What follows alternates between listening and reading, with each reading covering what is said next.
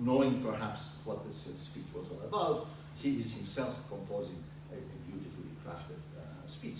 So these problems, of course, exist in all historiography and such, but this is a kind of example. So that Chase Robinson, the reviewer, he classifies, I think, very nicely the historians of early Islam between the distrusting minimalists to the trusting maximalists. So the distrusting minimalists, those who say, well, only when we have an independent verification of a certain event by a source that is not written by, let's say, these Muslims who wrote 2-3 centuries later for their own particular agenda to present a certain ideological restructuring of our Islamic history, only then perhaps we can say, yes, this thing took place. And then on the other extreme, we have, of course, the trusting maximalists, where they say, well, most of the tradition, perhaps here and there, they might, so to speak, object to something or other, but most of the tradition that has come down to us is trustworthy. This kind of debate is particularly, has been particularly controversial with regard to the Quran, the text of the Quran itself. Because, again, we have the traditional account according to which the Quran was remembered by the companions of the Prophet, and then after his death, it was written down in the first version, perhaps by Zayd, the secretary of the Prophet, but eventually it was collected during the reign of Uthman, around 650, and written down, and that is the basic text that we have.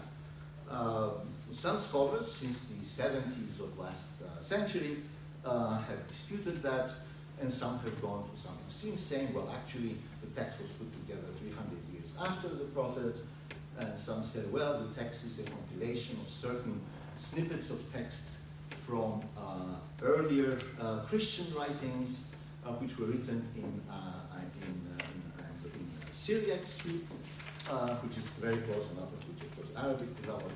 So if you read the Syriac text in Arabic, it comes out basically as the Quran. That is, they thought that there were parts of the Quran that you can discover as being pre-Islamic Christian prayers or what have you, etc. These, of course, are the most extreme views, and they have not really gained much following. But I think, despite such extreme and, in my view, ridiculous attempts, whatever the motivation behind some of these people, I don't know. You know, somebody comes up with a book, and he writes something, and sometimes the motivation may be, or the ideological, so to speak, emphasis may be obvious to everybody. Sometimes it may not. So we don't know. But in any case, I think even in this case, despite the offense, obviously, that such statements give to Muslims in general, I think it is salutary to have the debate, exactly because it will help us understand much better that divine text, basically. So one should, again, like the polyphony on this subject, but nevertheless, it has been a particularly controversial issue. There is a research program now going on in Berlin at the university, which is called Corpus Coranicum, in which they try to collect all sorts of materials from late antiquity and early Islamic period in all sorts of different languages that were used at the time, that would somehow give the context, background, similarities with other texts, etc., that we can find in the Quran, to be able to place the Quran in as particular context as possible. And again, that is a worthwhile project. I don't know what will come out of it, but in any case, it is an important part. The same kind of scrutiny, of course, has been given to the other two monotheistic religions, the Hebrew Bible and the New Testament, for that. And this has benefited, all in all, understanding, without, I think, really having any effect on people's beliefs as such, because that is not really the emphasis. In the case of Jesus, again, nobody really doubts the fact that there was such a man there. So It all comes down to whether you believe that is whether he was the son of God or not. And that is purely a matter of belief and doesn't come within the purview of historiography, in any case of historical writing. That is not something that history is under science. So this applies to all religions in general, insofar as belief is a completely different aspect of these subjects, and historical research, of course, is yet another one. Related to this, and I won't say too much, is the fact of the of early history that goes with that. Again, for this reason. But as to what were the precise actions of the Prophet, when they happened, and for this, of course, we have no other documentation but the very texts that were produced by the Muslim scholars, especially the Sirah literature that talks about the life of the Prophet, and all the related literature that goes along. And in the absence of any other independent, of course, there are references to some of the early personalities and some of the early caliphs and other historic histories, some Greek histories, some Syriac chronicles, etc. one finds. So certainly, broadly, the history is quite well established, and nobody is disputing that. But there is discussion about particulars, as of course it should be in that case. All right, I won't say much more on this, and just say one last word, and then perhaps we can have a discussion. Another aspect of Arabic and Islamic studies, dear to my heart, the history of philosophy in the Islamic world, which has been another comedy of errors, I'm afraid. Well, some of you know that particular article of mine. Somebody can translate it, it's knows about it. But the study of philosophy in the Islamic world goes, again, to the middle of the 19th century, when we have people becoming interested in the writings of philosophers and studying them and writing about them. But unfortunately, it has not really progressed very well the last century and a half because of certain false starts, mistaken or missteps, as I would call them, or mistaken assumptions, one of which, as I said, was this thing that, well, the Muslims could not really have had any philosophy proper because being, well, the Arabs being Semites and Arabic being a Semitic language cannot really be logical, so how can they be philosophical? Really, they did say stupid things like this. Matter of fact, somebody said exactly the same thing 2 years ago in a French book that came out.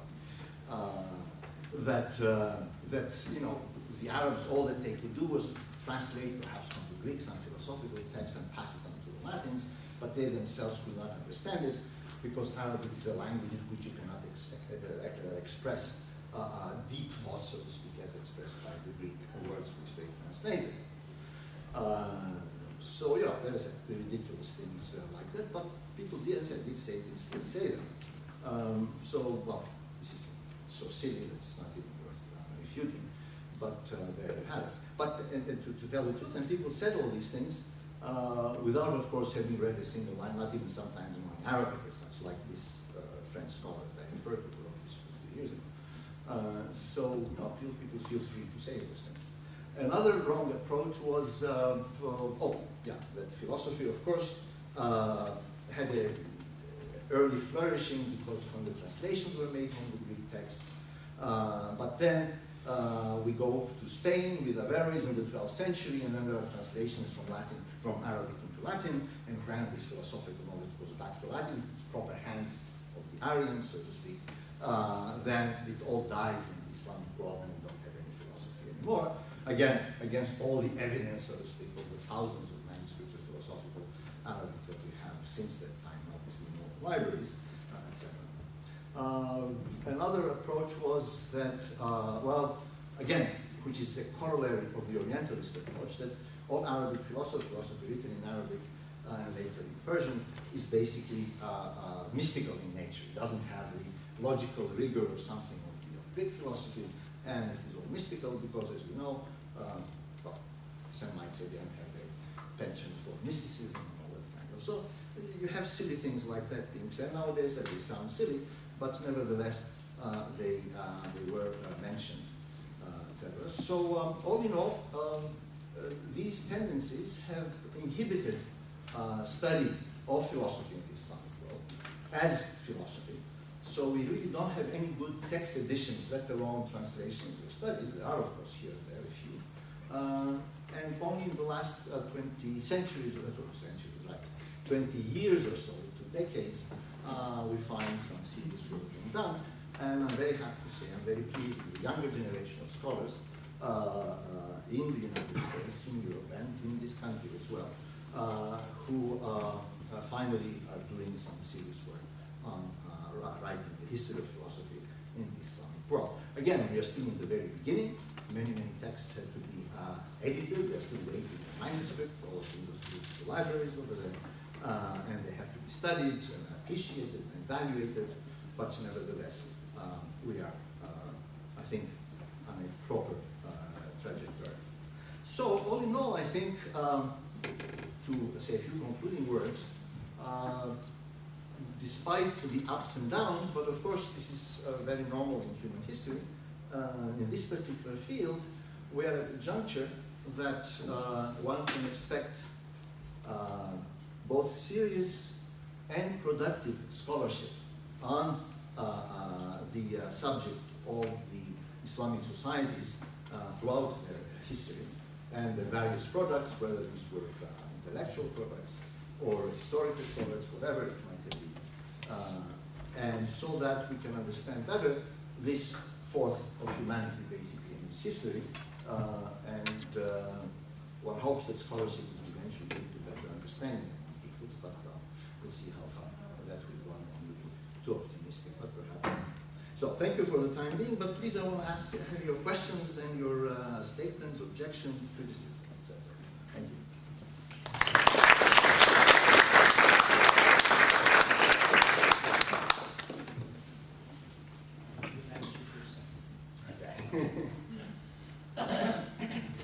Please. Yes, sir. I'll have to miss your talk on Friday. I was looking forward to that, but I have to give a talk myself somewhere else. So would that be the proper place to ask this question there rather than here? But there is the standard story. I don't know where it originated, but somehow that liveliness, inquisitive nature of Arabic philosophy and science was harmed by, there's supposed to be a very definite turning point, namely this Ghazali and the Nizamiya madrasa system and so on. Is there any truth to that? No, that's nonsense. Is it? That's, as a matter of fact, I believe that Ghazali, the reference is to this, that the great Islamic theologian and legal scholar, Muhammad al-Ghazali, he died very easy to remember, 1111, that's 505, that's 505 of the Hijrah.